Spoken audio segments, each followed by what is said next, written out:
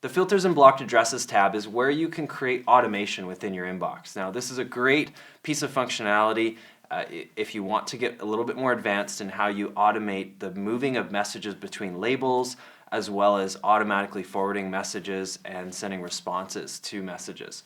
So in order to get started, we're just going to go to the Filters and Blocked Addresses tab. We'll click on Create New Filter. Now, what you'll notice here is that this has really just brought up the search pane, and that's because that's all a filter is we're looking for criteria, and then we're telling it what to do with anything it finds that matches that criteria. So as an example here, we could say any message from Dropbox.com has a subject line productivity. Let's click search here. Let's see if it finds us anything. It does. It found one message. So let's say anytime that message or a message that was from Dropbox.com and had the word productivity in the subject line, we wanted to automatically add a label to it. So what we would do is we would put that search criteria in here. Now you'll notice it's really just taking me back to the inbox, and that's what's neat about this, is that you can create a filter from anywhere. I can take that same search criteria, plug it in here, click on search by clicking on the blue button on the right hand side, and I can now click the drop down and choose the create filter with a search option. That's exactly the same thing as going to settings, clicking on filters and blocked addresses, and then clicking create new filter. I can add my criteria here. Dropbox.com has the words in the subject line productivity, and then I can click create filter with a search.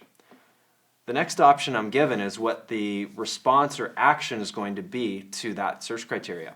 So I can have it skip the inbox, so that's an automatic archive. This is a handy option if you want something to be available to you from a search perspective, but you don't want it to be popping up in your inbox. You can mark it as read. You could apply a label, so we could attach the Project 1 label to it. And of course we could add as many of these as we want, and you can also apply this filter to previous messages. So if I click create filter here, what you're going to see is that this message here is now in the Project 1 label.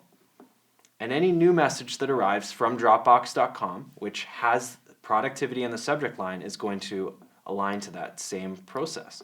If we go back into settings, filters and blocked addresses, you can now see that we've got one filter here, and here's the detail about it. We can edit it or we can delete it.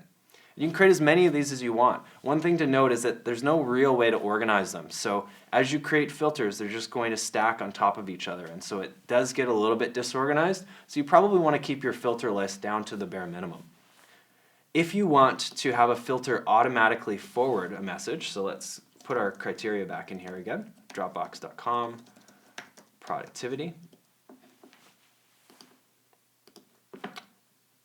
This forward option is not available to me until I actually add a forwarding address. And this is done from a security perspective.